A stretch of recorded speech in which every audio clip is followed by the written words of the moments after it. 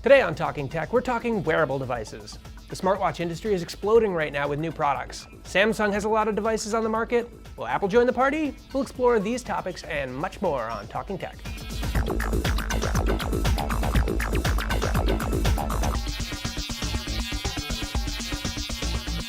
You can subscribe to this podcast on iTunes and YouTube. Also, check us out on consumerreports.org and send us your comments on YouTube, Facebook, and Twitter. Joining us today is Maria Raricic. She is the head of electronics testing, and with Carol Mangus, who is our wearables expert. And I think everybody but you, Maria, has tried to don as many of these things as humanly possible. I have a standard watch on my wrist. We got our multiple smartwatches, our Google Glass here, and what do you got? I have two Samsung smartwatches on my wrist because they're just pretty, so I thought they'd look nice together. They're far prettier than my amalgam of devices. And you've got, what is that, 1920s? This is just my regular Timex watch, so I'm all set here. Well, so you guys have been have had your hands on these things a lot more than I have recently. Why don't I start with you, Carol? Why now? This has been sort of a Dick Tracy sort of first proposed this idea back in the 1930s. Why is this actually taking off now? I would just say the technology's gotten to the point where we can do this now, we didn't see anything in this market before last year, and then suddenly, company after company is coming out with announcements about these things, while there are many products that are coming out and they're interesting and kind of fun for early adopters, I think we're not really sure what they're going to do yet. How they're really going to be useful to people yet, but we're watching this to see what comes out of it. Yeah, I am interested in knowing that. Like, it seems that this seems to be one of those things that the technology companies, the Samsungs of the world, Apple is rumored to be entering this market. Google obviously is really pushing this idea. What do consumers want from this? What do they even expect? Maria, what do you think? I think that consumers aren't sure what they will do with them yet, and I think the companies aren't sure what they'll do with them yet. But Sounds like a viable product. Let's launch. Get these things in people's hands. Let them try it. Let them, see how people are using it. See what they like and don't like.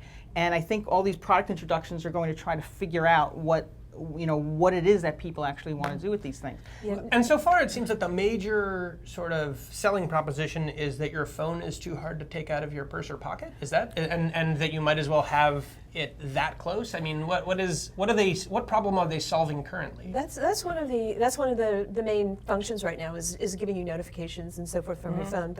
But interestingly, in Samsung's second generation of these devices, they included the Gear Fit, which is a combination of smartwatch and activity tracker. This might be one of the areas that helps this product category take off. Yeah, and it's kind of interesting, right? That they used to sort of be separate product categories, but it's now looking more and more like a continuum where I just put the Google Glass down. Gesturing with this is probably just as offensive as wearing it on your face and staring at people, right? But There you go. I'm just going to put it on my leg here. I guess.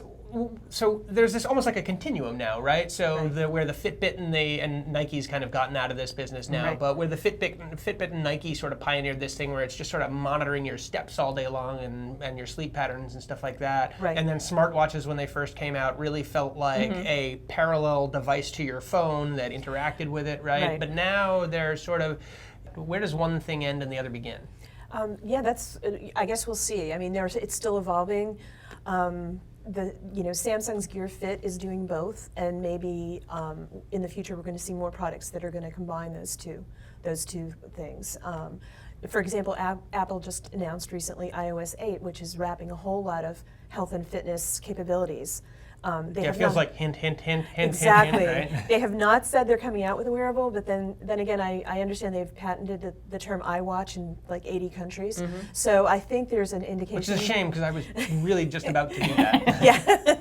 You missed the boat. They would sue you. But anyway. They'd win, too. But, probably. So I think that we're going to see some sort of wearable from them at some point. That's my speculation.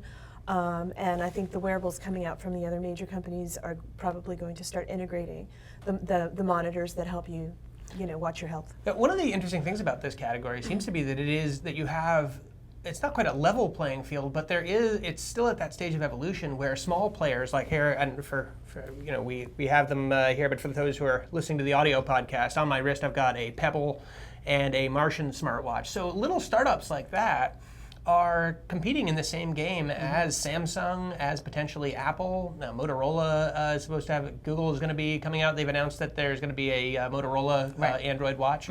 So how do you think that can last? Can these guys, stay in the market as the big companies start entering? I don't know. It depends on what they, again, when a market is new and emerging, you can have a lot of small players. They can get in there and see what takes. Now, whether that means they get acquired, their technology gets acquired by a larger company, or they actually become a larger company on their own, it remains to be seen with it. I mean, one thing that is true is they become more popular and the volumes go up, the manufacturing scales might be difficult for some smaller companies, depending on what happens. Yeah, although, not to get too sort of, businessy here, but manufacturing's sort of changed in the way that small companies can get access to large factories in China and scale up quick, right? Yeah. Right. Well, Pebble really kicked this market off last year. Yes. Yeah. And now they're in Best Buy, right? Like you can just go to a Best Buy and buy a Pebble watch. But they got their starting Kickstarter, and they were able to scale up to meet the demand, which was apparently is a very large demand for their products. So they may be one small player that actually lasts into this market. We'll see. And what's true is with venues like Kickstarter and things like that, the small companies have the ability to do that where they didn't in the past. Yeah, They get wouldn't be able to funding, funding, suddenly, get some get out there, manufacturing. get some publicity. Yeah, absolutely. Yeah. Now, so I want to talk about, so we have a bunch of these in our labs, the ones that are on our wrists. Carol has on her wrist the Samsung Fit and the Gear 2, right? Yes.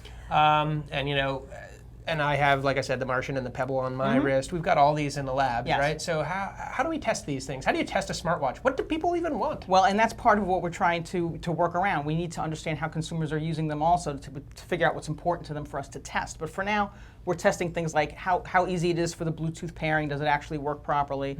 We're testing battery life. We're because people want to know, is it going to last a long time? Is it not going to last a long time? Which ones last longer than others?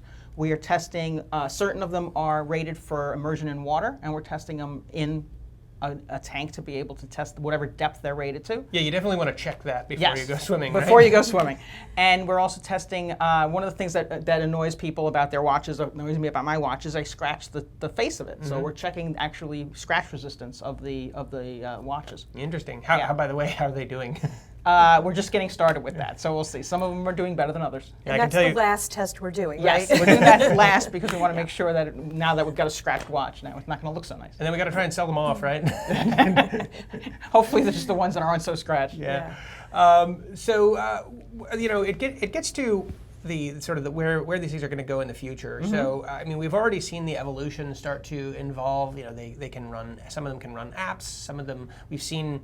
Some of them started on Android, but are now going to Tizen, which is a new operating system. That's the Samsung watches. Yeah, the newest Samsung watches are running on Tizen. So, do you think these things get more gain in complexity, or do they simplify and start becoming task specific? In my mind, I don't think they're going to be that successful until they are standalone. Frankly, that's my own opinion. But Samsung's next watch is going to be a standalone phone. And I'm really curious to see how that does in the market. I think if you can untether them from your smartphone, then you have a real product that people might actually want. And I tend to think that, frankly, that I think they're not going to reach that mass market appeal until they, it's funny to say, until they at first be a good watch, right? That, and what I mean by that is, right now, a good watch doesn't require you to recharge it every day, right? It doesn't require you to, you're breaking people out of the relationship that they previously had with a watch with these things. And the more you ask them to sacrifice, is it hard to read? Does the screen go dark? Does it, do you have to, shake left and right and do a special dance to get the display to turn on? All those things it's gonna have to nail that and then do something cool on top of it, right? And it's also gonna probably need to cost something like a watch, right? Yeah. The other thing that's interesting is how with everyone carries smartphones. A lot of people don't wear watches, regular watches anymore. Because smartphones will tell you the because time. they use the smartwatch for the time. Now we're talking about a trend where people will be wearing watches, and as those watches gain more and more functionality, will they stop what they're carrying their phones? Yeah, it's a good question. In fact, conceivably you could fit a phone in one of these things. You can fit all the bits and pieces of a phone in one of these things. Yeah. And would that be enough, right? Do we, which brings me to the social acceptability of it, right? Like do people want to be doing this? And right now on the Gear, you can make a call from your phone. The more sophisticated Gear. Yeah, Yes, you can talk to it. I mean, not from your phone, from your watch. Yeah, via your phone through your watch. Right. Yeah. So, do people? I mean, you've probably tried this. How does it feel to talk like this to somebody? It's a little awkward initially, but I can see. I mean, some of the behaviors we have now with smartphones, I don't think 10 years ago people ever thought they would see. Right. Like people walking down the street and texting and walking into other people or whatever. But now you'd be walking around like this. It's Yeah, exactly. At And least you then can keep the your first eyes thing to hit your forward. face is your own watch, right? Yeah, I mean, it remains to be seen. And in terms of multiple gadgets, I guess, I'm thinking about myself, who I normally carry a phone, a tablet, and a laptop with me, which is. Do you wear a watch normally? I do wear a watch. Okay. Normally. Now, I haven't been wearing the smartwatches because you guys are testing them. No, I mean normally. But I'm wearing. I have a regular analog watch too. Yeah. So, it depends on the user, but if we could, collapse some of that into less devices, that would certainly be appealing to me. So, lastly, I want to bring up the while we're talking about sort of like how culturally accepted things are, the biggest sort of cultural, I guess, the thing that has the most sort of cultural resonance right now is Google Glass, right? So here we have this here, and one of our colleagues, Donna Tapolini, has been testing this out for a couple of weeks. Now, so what is it about this that makes it such a polarizing device?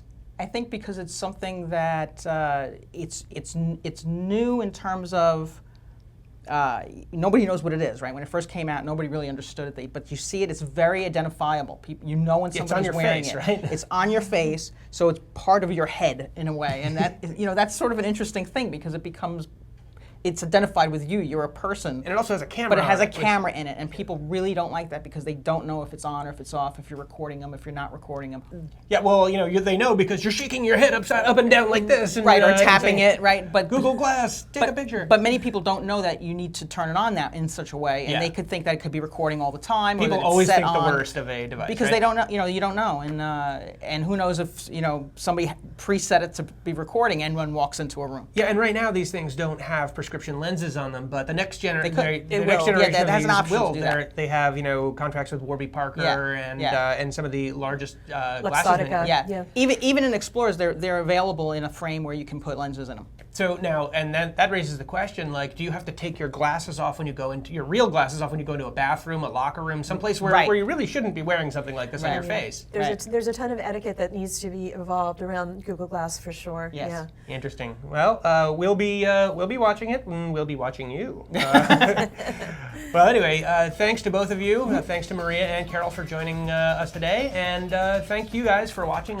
/ listening to this episode of Talking Tech.